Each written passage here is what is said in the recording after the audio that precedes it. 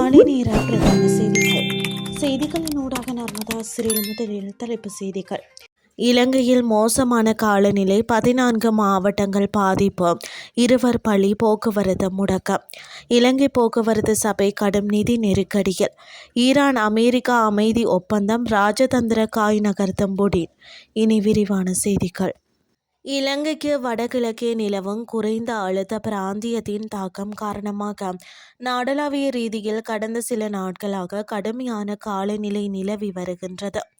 இதன் காரணமாக 14 மாவட்டங்களை சேர்ந்த பொதுமக்கள் பெருமளவில் பாதிக்கப்பட்டுள்ளதுடன் மரணங்கள் மற்றும் சொத்து சேதங்களும் பதிவாகியுள்ளதாக அனர்த்த முகாமைத்துவ மத்திய நிலையம் விடுத்துள்ள அறிக்கையில் தெரிவிக்கப்பட்டுள்ளது. இதன்படி இன்று காலை 6 மணி வரையிலான நிலவரப்படி நாடளாவிய ரீதியில் கொழும்பு, கம்பகா, களுத்துறை, ரத்தினபுரி, புத்தளம், யாழ்ப்பாணம், மட்டக்களப்பு, மொனராகலை, முல்லைத்தீவு, அம்பாந்தோட்டை, அனுராதபுரம், மன்னார், திருகோணமலை, மாத்தளை ஆகிய 14 மாவட்டங்கள் பாதிப்பை எதிர்கொண்டுள்ளன.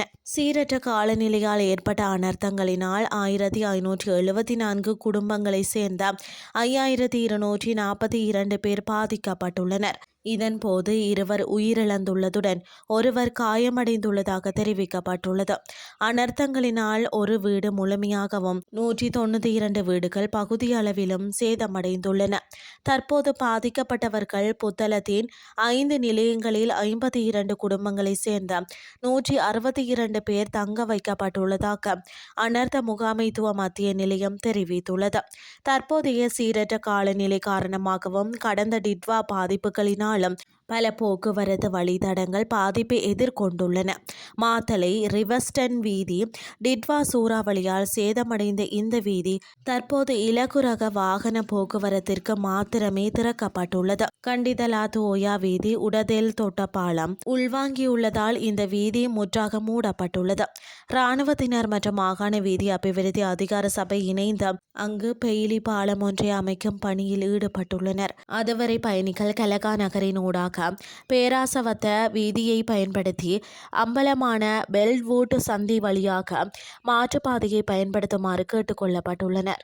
அதிகரித்து வரும் உலகளாவிய டீசல் விலை மற்றும் ஊழியர்களின் சம்பள உயர்வு காரணமாக ஏற்பட்டுள்ள கடுமையான நிதி நெருக்கடியை சமாளிக்க திரைசேரியிடமிருந்து 1.91 பில்லியன் ரூபாய் அவசர நிதி ஒதுக்கீட்டை வழங்குமாறு இலங்கை போக்குவரத்து சபை போக்குவரத்து அமைச்சு ஊடாக கோரிக்கை விடுத்துள்ளது. இது குறித்து இலங்கை போக்குவரத்து சபையின் பிரதம நிறைவேற்றி அதிகாரி தம்மிக ரத்ன கருத்து வெளியிடுகையில், கடந்த ஆண்டு ஊழியர்களின் வேதன செலவினங்களை ஈடு செய்வதற்காக அரசாங்கம் மாதந்தோறும் சுமார் 274 மில்லியன் ரூபாய் வீதம் 6 மாத காலத்திற்கு நிதி உதவி வழங்கியிருந்தது. எனினும் அந்த உதவி திட்டம் தற்போது நிறைவடைந்துள்ளதால் சபையினால் அதிகரிக்கப்பட்ட நடப்பு செலவினங்களை சமாளிக்க முடியாமல் போயுள்ளது. உலக சந்தையில் டீசல் விலை அதிகரித்தமை சபையின் ஒட்டுமொத்த இயக்க செலவுகளை கணிசமாக உயர்த்தியுள்ளது. அண்மையில் ஊழியர்களுக்கு வழங்கப்பட்ட வேதன உயர்வு காரணமாக சபைக்கு மேலதிக நிதி தேவை ஏற்பட்டுள்ளது. இந்த 2 காரணங்களாலேயே திரைசேரியின் உதவி கோரப்பட்டுள்ளது. திரைசேரியின் நிதி உதவி கிடைப்பதில் தாமதம் ஏற்பட்டால் தினசரி பேருந்து போக்குவரத்து சேவைகள் முடக்கப்பட மாட்டாது என உறுதியளித்த தம்மிக ரத்ன, ஆனால் ஊழியர்களுக்கான வேதனத்தை வழங்குவதில் சபை பெரும் சிக்கலை எதிர்கொள்ளும் என எச்சரித்துள்ளார். நிதி உரிய நேரத்தில் கிடைக்காவிடின் ஊழியர்களின் வேதனத்தை வழங்க முடியாது போகும்.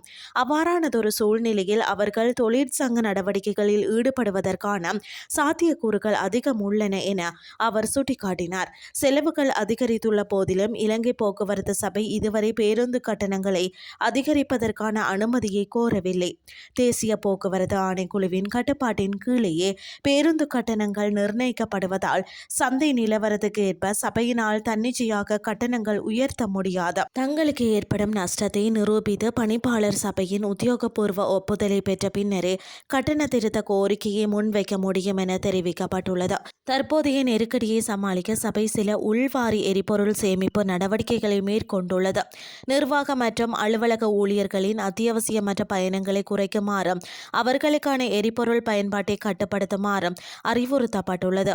போக்குவரத்து அமைச்சரின் நேரடி உத்தரவின் பேரில் பொதுமக்கள் பயன்படுத்தும் பயணிகள் பேருந்துகளுக்கு எந்த ஒரு எரிபொருள் கட்டுப்பாடுகளும் விதிக்கப்படவில்லை. பொது போக்குவரத்து ஒரு அத்தியாவசிய சேவை என்பதால் பேருந்துகள் தடையின்றி இயங்கும்.